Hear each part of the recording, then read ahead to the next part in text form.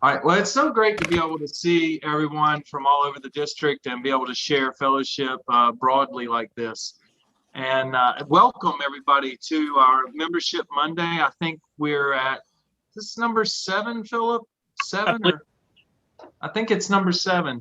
So it's been fantastic and great success, I think, this year, and being able to share stories of success and learn some strategies to be able to do a better job in recruiting new members and just getting the support of our friends in Rotary and how to grow membership and just generally grow Rotary in the world.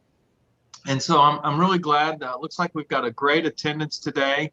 Welcome to Audley Knight from Rotary International. Good to see you. We've got DGE Ken on board here today, and glad to see him. And let's see, I see a few of my AGs out there, Kenny and Cindy, and I don't know, we got 2 screens going here now, so we got a pretty good turnout. It's good to see you guys, and I wanted to go ahead and turn this over to District Membership Chair Philip, and let Philip take the lead on this great Membership Monday. Welcome, everyone. Thank you, DG David. He named 2 of the folks we have on here as sort of panelists, but besides Audley Knight, Regional Membership Officer for Rotary International, Ken Schul, we have, I think, Ethan Gilley, who's president of the Lenoir Club, Patrick Langano, who heads up the Impact by Rotary Club of Lenoir, Impact Club, Caryn Gibson, a member of that Impact Club, who's also, I think, executive assistant for Patrick. And then Tim Radford, who you heard talking about the radio station, president of Murphy Club, and you have me.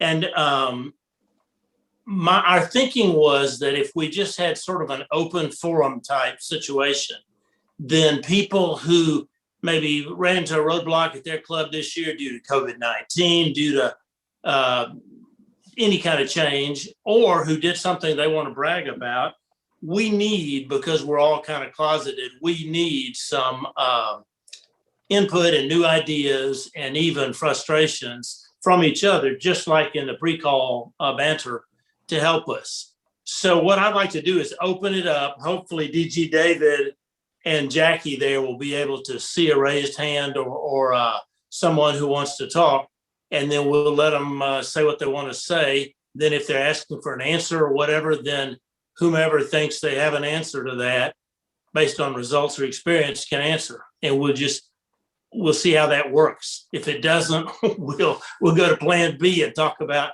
brand new American citizens who got COVID vaccines. It's open.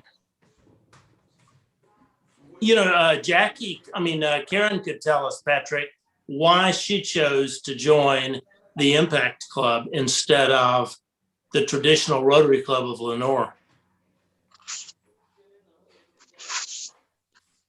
Patrick, if you're talking, you're muted.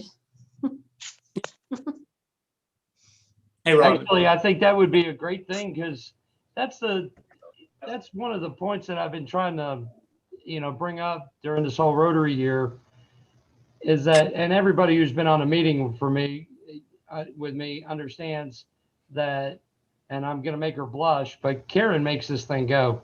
I mean, she has developed all the templates. She's done just such an absolutely amazing job. I can't even stand it. But one thought has always hit my mind during this time is Caryn would have never been a Rotarian at all. She would never, because of the perceptions that she had, probably would have never attended a meeting. And then the other thing is, I don't think that there was somebody in our club that probably would have seen and grabbed Caryn and come. So we've talked a lot about there are Rotarians out there in your community. They just don't have the shirt or the pin. But Caryn, that question was directed to you. What do you think? Yeah, I didn't know a lot about Rotary, and to be honest, I assumed it was mostly, this is not meant to be offensive, but mostly economic upper class older white men. And then obviously that's not entirely the case because I'm looking at some faces that are not older white men and it's scattered amongst here, but that was the perception I had. And not that I dislike older white men, I have a grandfather I love, but you know, I just, why would I have friends. I'm not necessarily, you know, looking to go to a social group, and that was kind of my impression as well. I'm not against making new friends, of course, but and I have service experience. I was used to, in bigger cities that I've lived in, having not an impact, but databases that would periodically would spit out service opportunities, but you just would go to one thing almost like a meetup, and then you never saw any of these people ever again. So this is different because you do actually see these people again, and if you do want to become like the lunch club member, it's easy to do that once you have gotten introduced now to Rotary. You can transition, so it's unique that way. But yeah, I just rotated off of a board, so I was definitely not trying to join another thing. But as I started helping Patrick with this, I was like, well, this is pretty cool, and I'm interested in doing this. So that's how I got started. Thank you. Welcome. No, thank you. Oh, Looks like Alpo has his hand up. Penny, I'll get you next. sure, fine. Oh, it's interesting because Caryn brought up an interesting point, and I'm probably one of the younger ones in the Marion club. And one of the things that I've been looking at was trying to attract more younger members. It's been very interesting. The largest problems that I've been having in membership have been moves. It's been hospitalizations, decreased health, or deaths. And for a while, it seemed like every time I brought a member in, I would lose someone to one of those others. So it was sort of stabilized for a while. On the happy side, we just inducted 2, and I have 2 in the pipeline that have already submitted their membership requests that we're working. And barring another move or a death, I should be able to exceed the membership goal that I set for the year. But the critical piece for us has been absolutely solid programming to make sure that guest speakers run out of interest to as many as possible. A lot of them have been things that have community impact. And the second piece that bar none has helped us, and I know many of you follow us, is it's been the marketing that we're using in social media.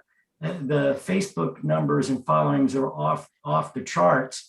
And then using that and networking as a means to convince or show people what we are accomplishing and convince them to join, to become members, to do the same kind of good for the community. And that has really upped the numbers more than I had expected. Yeah. That's great. That's excellent insights there. I had asked folks to like, comment, and share on Facebook, and I think that's really helping. I know a lot of folks around the district have done that, but what's really fantastic to me is that when you share something on Facebook that you think, well, only Rotarians would care about this, but you'd be so surprised when you see the number of people who it touches them in some way, and then they share it with their friends. So we're really getting great reach that way. It's a great way to expand reach. Penny, go ahead with your question. Well, I was pretty instrumental in starting up our satellite club. The Pisca Forest is our parent. Our satellite is growing. It's an amazing club. I think we're now up to 13 members. And actually, our chairman was not a Rotarian, and the satellite club has former presidents of former Rotary clubs, and they are taking a back seat. They're retired and they just want to be there to help. But our satellite club it's just amazing. I'm so happy to be the board liaison for them. They have just adopted a project. They're going to do a road rally because they want to do some fundraising. And they are reaching out themselves to find their friends and new friends to join. So now Piscaforus is a morning group, and the Brevard Club is a lunch group, and now we have the Satellite, which meets at 5:30.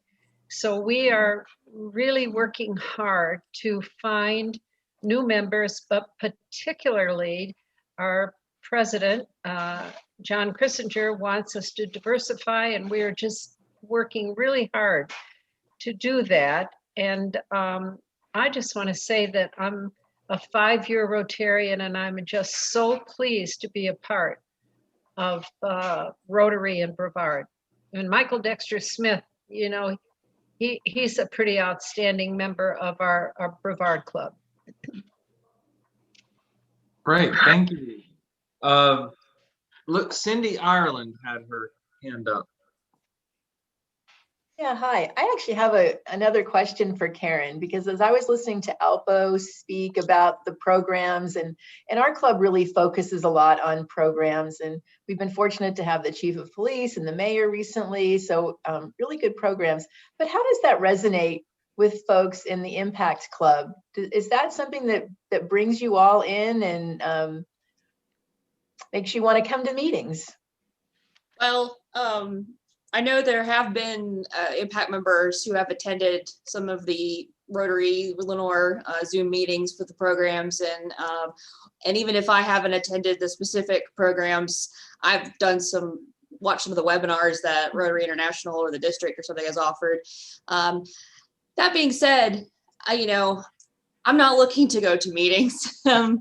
Honestly, I want to just when I'm not, I do a lot of Rotary stuff here at work, and that doesn't count as far as me being a Rotarian. But when I'm going to pick something to do outside of work, I just want it to be a service project or something hands-on to be, and that's just where I personally am. Not everyone is there. There are some people that, especially once enough people get vaccinated and we can do more normal things, there will be more people that want to come to more meetings and things like that. I certainly would never expect everybody to have the same preferences I do.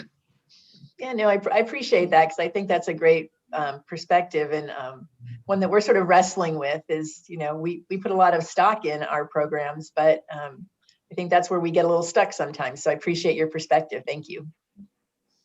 Thank you. Looks like Patrick had a comment or question. Yeah, that's one of the biggest. I'll follow up on what Caryn was saying too. That's one of the biggest things, and I still struggle to this day with our legacy club. I fight this fight, every 2 weeks. It's meetings and that sort of thing. But I will tell you this: I'm in a car business, and I'm pretty good at what I do. And what it is that you have to kind of soft sell this deal. And unfortunately, we get so excited that we got new members coming in that we want to jump on them and say, "Oh, I want you to be part of this." And you go, "Okay, calm down," because these people, we just got the mayor back in. He used to be a member of the Caldwell Club. He's been out for 10, 15 years, and we just got him to come back in because he doesn't have to come to the meetings, but he'll show up at, I guarantee you, every service project that's out there. He'll be there for fellowship. He'll come on Zoom meetings. Now, we soft sell this, and I've told everybody, I said, look, we'd love to have you. And if one of the programs that we're, come on, if you want to, it's great, but you don't have to. This is the only required meeting that you have to come to. And I didn't do the calculations after last Friday's meeting, but before that, the previous 4 Zoom meetings that we had, Impact members made up 40% of the Zoom attendance. Because how many people here have had kids? Raise your hand. I mean, it's just real easy. Now, I'm just going to ask you a question. When you tell them not to do something, what do? They do it. When you tell them not to do something, they don't do it. When you tell them to do something, it's crazy. So it's that soft sell. And I promise you this, after you come out of this pandemic and you start working with any of your satellite clubs, if you treat it that way, as just, hey, listen, I'm here to answer any of your questions. I'm not your liaison. I'm your person that when you get those emails about the foundation. I want to be your go-to guy or your go-to gal, and just call me for anything. And then after you've done that a couple of times, you can say, hey, we've got a cool program coming up these next 2 months. We've got, oh, it's great. So if you find your way, meet me at the door. I'd love to see you. And then they'll come. And if you treat them right there, they'll come again. So that's the reason why we're hoping that in all satellite clubs, we can convert about 18 to 20% per year over to the Legacy Club. But that's how you kind of handle that, in my opinion. Oh, thank you. And looks like AG Paul Brandenburg. Might have to unmute or something. I'm not sure, Paul. I think I'm unmuted. First of all, I want to extend a thank you to Audley because he's got me thinking for a long time since I heard him speak about why Rotarians leave Rotary. And it's really the number one reason is broken expectations, that we don't fulfill it. I brought one of my friends on from where we live here, naval officer, so maybe a little bit of concern there, but he was very interested in service projects, and he joined the main club before there was a satellite. He lasted about 8 months, and he was a go-to driver, and he finally came back and he said, where are the service projects? We were doing big projects. He said, I joined for service. So there was no convincing Jim to go otherwise. And so where he is now, Habitat for Humanity. He gets to help build houses 4 to 5 days a week, and he loves it. And no strings attached. But that point that I'm trying to make, as we bring people on, we really need to understand what motivated them to join for those people, those individuals. So, and then we need to follow up with them, not just once they're on board, but how are they feeling as we proceed through it. So that's my Jim story, Jim. Even though he's a combat helicopter pilot, he's a really good guy. And so yeah, I got to say that as an Air Force guy, you know. Anyhow, thank you for the opportunity, Audley, to speak about that. I really remember your presentation. Anytime. I hope I got that President right. Tim. Oh, I'm going to echo what was just said. Tomorrow, I'm going to be speaking at the zone membership meeting, which is a true honor for me. Our little club in Murphy, North Carolina, getting to speak to over 900 clubs. And part of my preparation is today at our meeting, I asked our club, I said, why are we getting new members? What's attracting you? What's making you be engaged? And they gave me a list of great things that we're doing that makes them want to keep coming every meeting. So if you're kind of wondering what's going on in your club, just ask the members and they'll be happy to tell you that we're engaging. We're very well. The biggest thing that I've noticed is that everything that we do, we promote, whether it be radio, newspapers, social media, chambers of commerce. The Chamber of Commerce director a couple of years ago told me that Rotary was just a bunch of old men who met for lunch on Mondays. So my goal was to change her perception of that. She is now a member of our club and she is attracting new members left and right now. So she is fantastic. But to get to the point is, if you want to find out why people keep coming back, just ask them, and also ask them, what can we be doing better? That survey is so important. you know, that's interesting. I had it triggered a memory in my head. I remember many years ago, I was in a board meeting or something, and some of the members asked me, said, "Well, David, you're sort of young. Like, why did you join Rotary?" And I said, "I like old guys." You know, I mean, I like hanging out with old guys, and I mean, I do. But the point's well taken. I mean, we're a much more diverse organization than that, and the perception can be overwhelming. So it is up to us to let people know that there's so many more opportunities in Rotary than what they may see, you know, on the surface or or before they actually get involved. I think that's one of the powers of like the impacts, the satellites, you know, the different models, that the innovative models, because it does start to project a different perception and view to the public out there and what's possible in Rotary. Oh, we got a couple hands up. Yeah.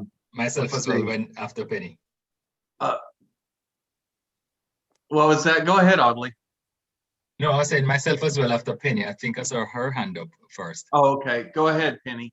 Well, aren't you a gentleman? Aren't you a gentleman? I just wanted to say that we have our city manager speak to us hopefully once a month, and he brings us up to date what's going on in our community. And that's a very well-attended Zoom or in-person meeting. We also have our sheriff, as both of these folks are members of our Rotary, and they also tell us what's going on. But the biggest thing as membership chairman that, and also speaker chairman, that we are addressing is that when anybody brings in a potentially new person, it's your responsibility to mentor that person for a year. You have to ask them, invite them to anything that you can try to help them find their way and where their interest is. Welcome them for the meetings, make sure that they're invited to the socials, introduce them. And we really think that's been a weak link for us, is that we bring in these really great potential people. And like you're referencing, is that they tend to lose interest. So we have to develop them and hold their hand and help them find their way. And we're finding that this is is making a big difference in Pisgah Forest. Awesome. My quick question was for Cindy.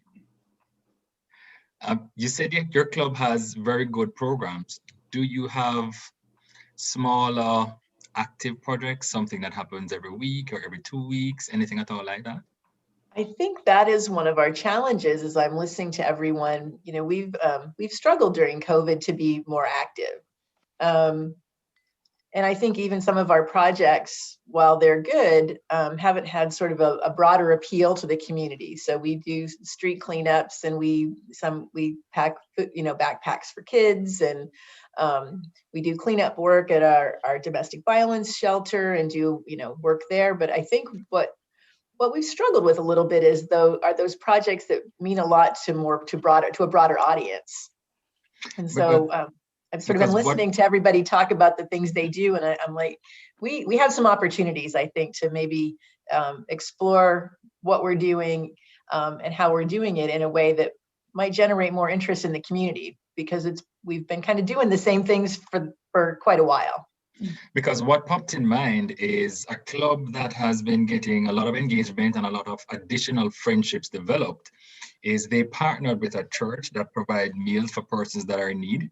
And they also partner with a YMCA. And all they're doing is unpacking boxes from a truck and with the mask on, social distancing, outdoor, and putting those packed boxes in the trunks of folks. And it's like a weekly thing. 5 persons turn up, 10 persons turn up the next week. But the friendship and the fellowship that happens, so the friendships after that's developed, that kept the engagement, folks are now having, you know, their grandkids sharing time on Zoom, and they're meeting to have movie nights on their own homes.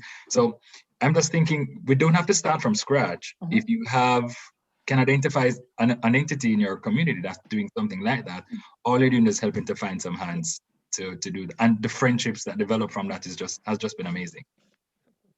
Yeah, thank you. I think there's some really good strategies here that are being shared today that I think are really going to be useful for us to sort of rethink. I think we've been a little stuck, I think, for a while. So we have a great club. We've maintained our membership and grown a little bit. So it's not like we're not, but for the area that we work in mostly, I think we've got a lot of potential opportunity, and we just haven't tapped it in the right way. Just came to mind when Paul mentioned, you know, just the service aspect of it and the success of what's happening with Impact. Yeah. So that's what I would share. Okay, very good. Let me bring on membership chair Philip to he wanted to say something.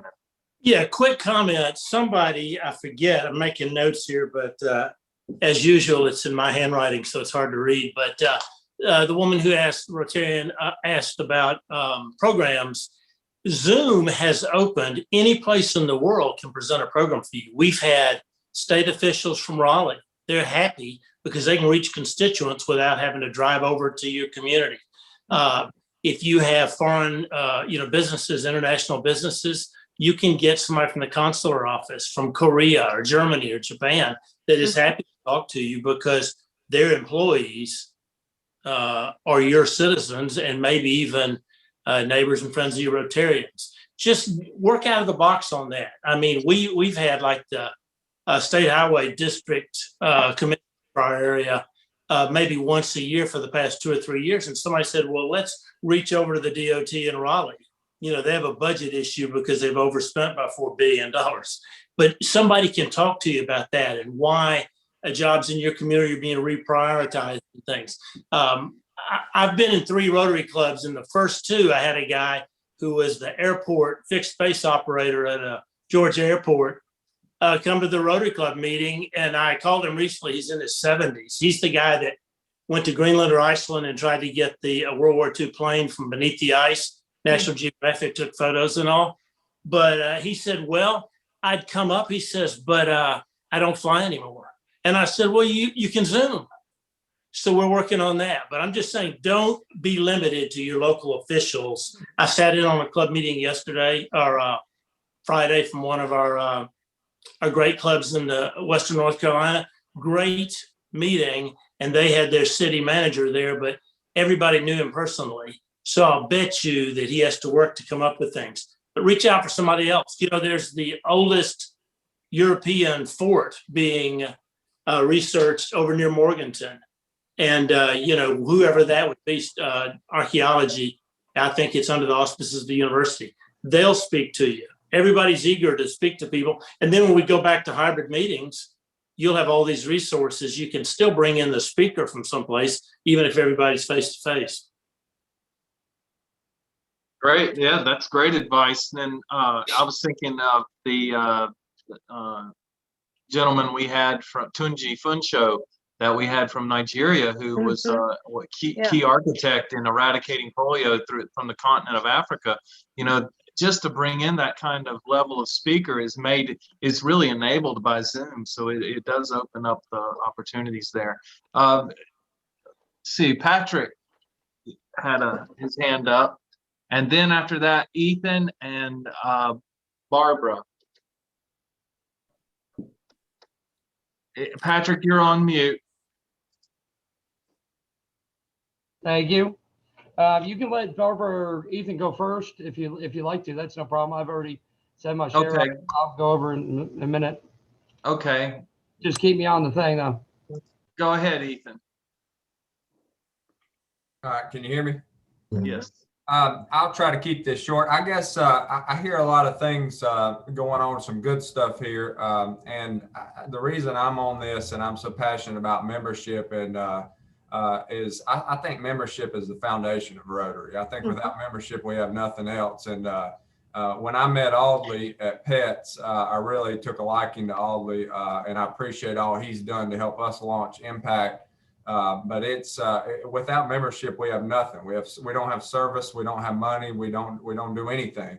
And if we don't grow our membership, we don't have anything else. So I think should be our #1 priority. But we got to think outside the box.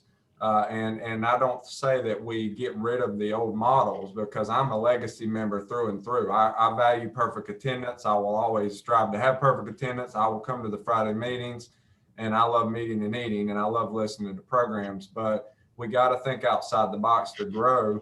And I say revamp, remodel, or maybe supplement what we're already doing through legacy models to get people like Caryn. And I love Caryn's story involved in Rotary, where she's not a traditional come to the meetings and meet and eat on Fridays. And I think I've heard a lot of good stuff on here, but there's, I've heard this through our own clubs, kind of rebuttals, kind of push back on what we've done. But Audley said this perfect a minute ago.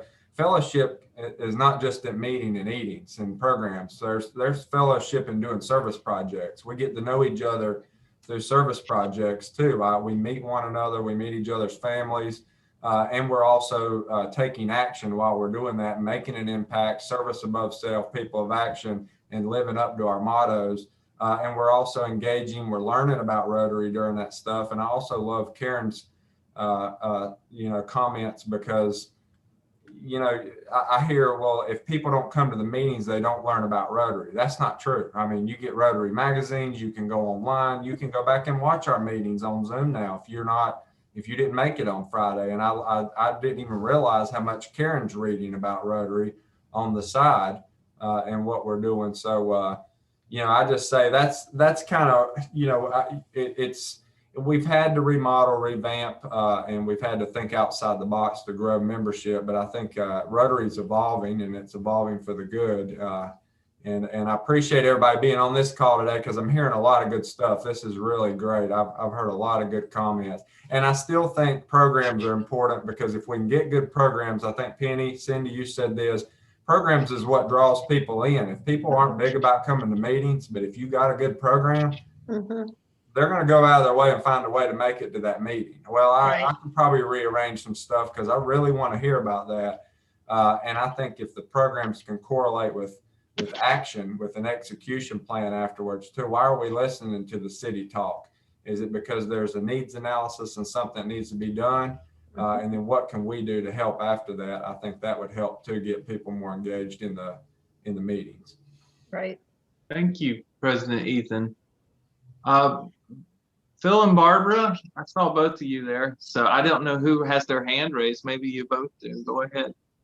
Well, we speak as one, so just wanted to talk a little bit about what we're doing up here in Madison County, that we have had some success this year in bringing on some new members. In fact, a couple of them came on in February, and fortunately for us, they are young members, that I'm talking about 30s and 40s, which to us is young, and maybe for a lot of the rest of you as well.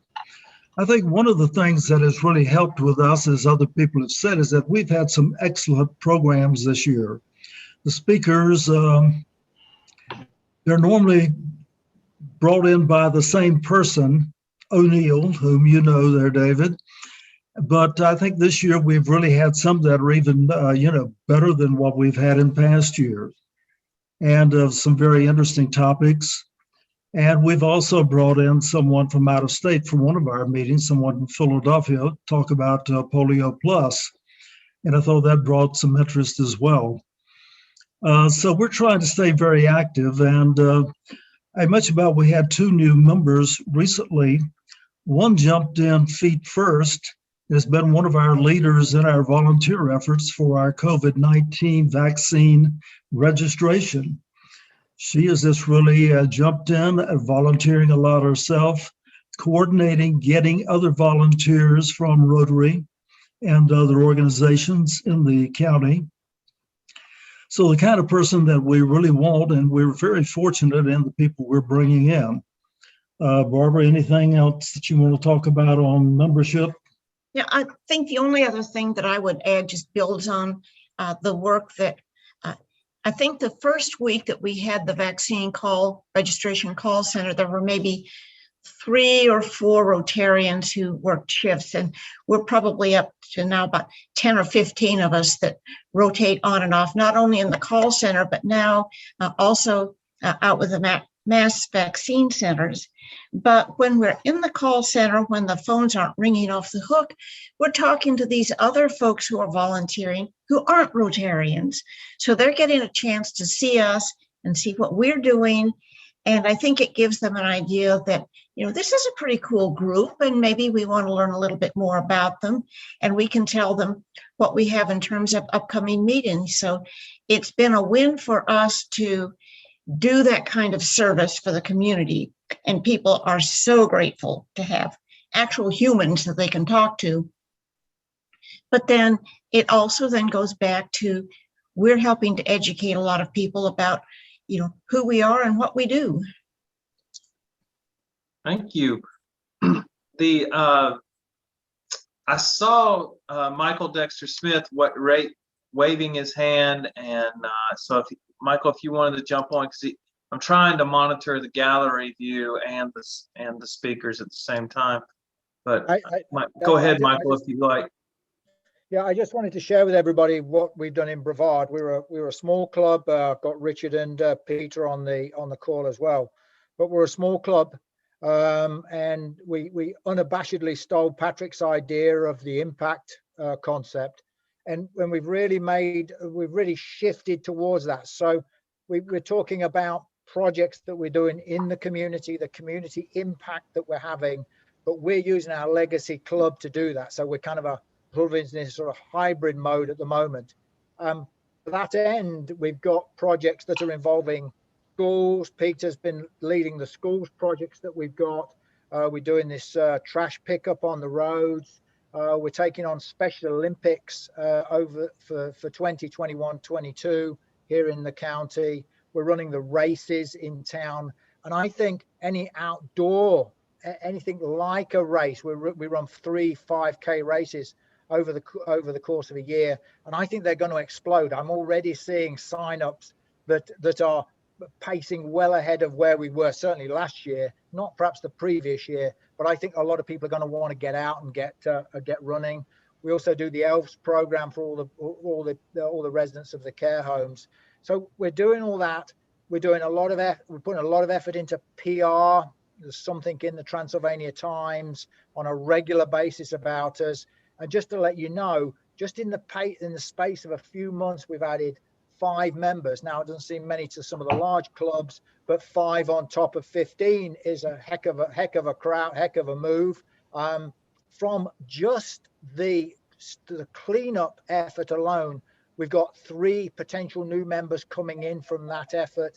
And I have had not hundreds, but tens of emails from people about what we're doing, how we're working in the community and what's going on in the community. So that community impact, and I thank Patrick for the, I guess, the concept, but just talking about impact, even with club members. And I think one thing actually that we don't talk about is some of those members that are sliding off to one side a little bit, we don't hear from very often, that when you start to talk about impact again, community impact, those start to come back again and start to get interested again. So I just feel like we're a much more energized club. Peter's on the call, he can comment as well. Richard's on the call as well. But I think we're a much more energized club. We've not focused so much on having a speaker at every meeting because we've got so much going on that we need the whole meeting to talk about all the logistics of what we're doing out there in the community. And I think that in of itself, it energizes me. And I think, you can see me, I'm a bit sort of hyper at the end of the day. But I think it energizes the whole group, and it also energizes the community. As I said, Penny mentioned it, that we've got 40 people involved in the litter pickup. And then we're going to work with NCDOT to do a much larger pickup in April. They call it Clean Sweep, that they're going to be doing in April, and you can all participate in Clean Sweep. But we're going to do it in Transylvania County, and we are just getting so much momentum from that. And I just feel and the people we're bringing in are younger women who obviously do all the work for us, and just a lot of energized people now. And it works. I mean, what Patrick came up with is work, and it can be applied to what I call a legacy, what we've all referred to as legacy clubs. It can be the inflection point for those clubs, because we're the proof of the pudding. Very good. Let me let Patrick rebuttal. Go ahead, Patrick. You may have to go off of mute to rebut. I got it. Thank you. I appreciate Michael. I appreciate the compliments on that. Impact was set up as a satellite club. We did research over 2 years. It's not so much that you can't do it in a regular legacy club. It's that to gain the membership that you need, it's not so much for the legacy club. It's for the community.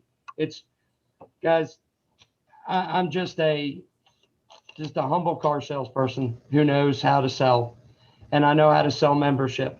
Okay, we are at, with the people that are proposed, we went from 8 original members the last thing in June.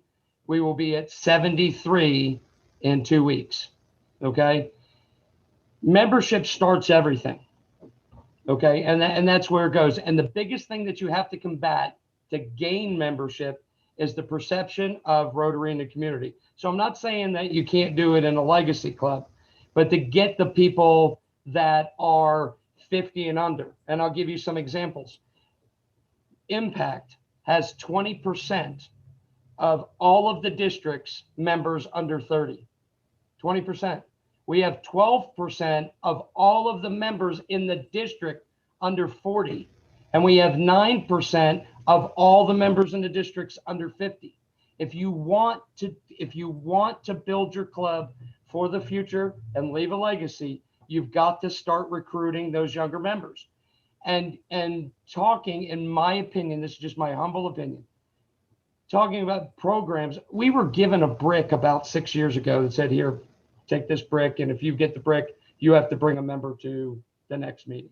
And that's great. I think that that stuff works for the ones and twos, but if you want to really gain membership so you can make an impact in your community, I believe that you have to go younger and attract the people that can go ahead and will recruit people to your club. So that's the only reason why I did it as a satellite model. I think Mike's on the right track with his, doing what he's doing with the thing. It sounds like that club is just energized. I love it. I think that's great. But if you want to attract the membership, the younger portion of the membership, it's not the programs, it's not the things that you do. You have to combat the thought of what they think of Rotary.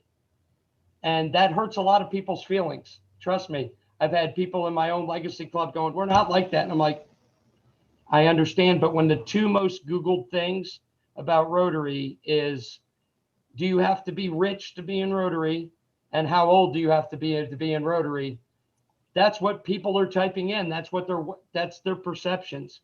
So if you want to go younger, you've got to battle those things. And those people don't want meetings. They don't want programs. They will come if something's interesting. If you bring them in, they will attend some of them. But just watch that as you're recruiting, because I'm here as a membership coach. Nobody has to do impact. Nobody has to do anything. I'll help anybody with anything. So when it comes to membership, because I found my calling in Rotary was to help with membership. So thank you. Y'all let me know.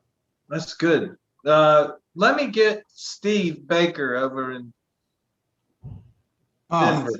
Yes, thank you. I'm with the Denver Lake Norman Club, and I just wanted to throw our 2 cents worth in the meeting today. We are going to, I guess Wednesday will be our 49th Zoom meeting. So us, apparently, we're the only ones that are dying in membership. From what I'm hearing on here, everybody else is exploding in membership, and we've added 1 this year. And but we try to meet Zoom, and then we're going to try to start in May and doing our back-to-back meetings. But we do a lot of projects. Unfortunately, a lot of them require face-to-face time with people. Excuse me. For example, teaching the JA programs in the elementary schools, doing the reading programs in elementary schools. None of that happened this year. So we lost that. We have a big project called Denver Days, which we set up a festival. And the people come, we support that with some music in the park. So we're up in the air whether or not we can do that. We still do the clothing stuff. We still do the support for shoes. We do the support for stuff going to Costa Rica, Child Advocacy Center here in Italy, and all that stuff still happens. I've always been told that to get somebody interested in Rotary, that you need to get them to a meeting to see what goes on, i.e. service upon others, service before self, and all that. And I was looking at the impact because the numbers were just astounding, the number of people that they were adding. I know the focus seemed to be on young people. I'm 70, so, you know, what would I do?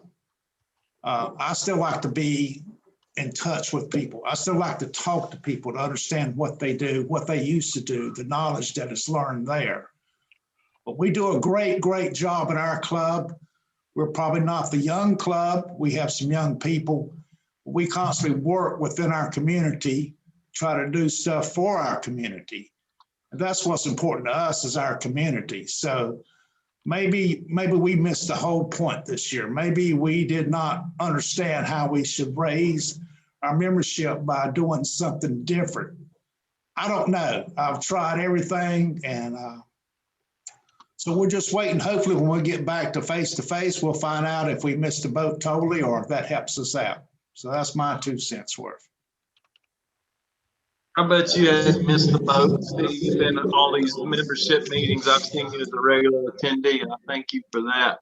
Yes, sir. I do have the couple more. I got Ed Lindsay and then Philip Reed, and we're drawing up on 5 o'clock here, so I do want to be respectful of everyone's time. So go ahead, Ed. It's been answered. Move on to the next. Oh, okay. Thank you, Ed. Philip Reed. Quickly, Steve, don't feel bad. Think about the first Rotary Club meeting was 5 guys and they didn't even have a place to meet. They met at each other. Okay, so you're on the right track. Yes, exactly. But they did meet. They did meet in a meeting, and they were face to face, and they decided how things should work. Right. They hadn't invented. But Michael had a great comment. Doing roadside cleanups or anything that puts you out in front of the public. If you're not wearing an orange jumpsuit because you're a probationer or doing community service, if you all have Rotary shirts on, probably hundreds of people or thousands pass you in the couple hours you're out there. Mm-hmm. And you can follow that with something in the newspaper or something on the local radio station like Tim Radford can do. You're helping the public understand why we go out and do community service. We love Rotary for that reason, you know, and you guys are all on the right track. You just have to, like we had Caryn Gibson talk to us, somebody who's one of the newer members of the organization, is also young, is also minority or female or different from your older members. They can give you a lot of wisdom because they joined for some reason, and we need to all listen to them because we've got to change, just like the whole world has changed, to go, you know, to work into the modern time. We can still have 60 members be guys my age, but we need to have younger, more diverse members for the future of our clubs and for Rotary. You know, I think, Steve, your point's well taken, and I think that the district numbers would show that most clubs have had a few members added. What we've spotlighted here is a couple of clubs that have gone to the moon, you know, and we're trying to spotlight what they're doing. Now, when you know, we're kind of drawing, you know, we're approaching the 4th quarter of the Rotary year. And what I would say is that we started out this year with I mean, who could have predicted COVID? I mean, we didn't know what we were getting into. We were all figuring that out. And I know everybody's done the best that they could do. Now, what I recommended at the get-go was innovative club models. We pressed innovative club models. And what we found is that it's not only innovative club models, it's taking existing models and getting innovative. So we've got an example of an innovative club model, the Impact Club, and we've got the Murphy Club that's done very well from being innovative. And so I think that's what I would take away from this today. Just as governor, I can see that we've asked the clubs to be innovative, and we've had some good innovations. I would also add to that Alpo's club at Marion. I mean, he's pointed out, if you haven't gone to a Marion Zoom meeting, you should try that. They do a great job with their Zoom meetings, and so I would have to hold them up as a light to the district on how to conduct that. Now, I've seen a lot of Zoom meetings, y'all, and as another great one is Highlands Mountaintop. They have a fun time. They actually have like a cocktail hour. I mean, it's like a full. It's fun. So I don't think it's necessarily always to have an innovative club model, but it's to continue to be innovative. Keep your mind open. Keep thinking about new ways, crafty ways, innovative ways that you can mix it up a little bit. I think that's what people want nowadays. They're looking for something fresh. I mean, I've been stuck in this stale old office for a year, so let's get out and get the fresh air going. Thanks everybody for attending, and Philip, I'll let you wrap it up for us. Yeah, right now we have no program planned for the second Monday in April. It's the week following Easter. We all have planning to do for the upcoming Rotary year. So let's take a break. But if you all have individual questions, Patrick Longano, with the help of Caryn, have offered to be a resource, one-on-one or Zoom in to talk to you about their club and what's working. So are kind people, Tim Radford, the two ladies, I forget their names, from the Valdez Club, the Highlands Mountaintop, other clubs. And somebody on the call here mentioned growing from 15 to 20 members. That is what, a 33% increase? I know clubs that would, throw the president off a cliff to get a 33%. So you all are doing everything right. And the fact that you share with us on this call means we're all learning from each other. And that's how Rotary works. Thank you very much. DG David. Thank you, everyone. Have a great evening. Service above self. Thanks.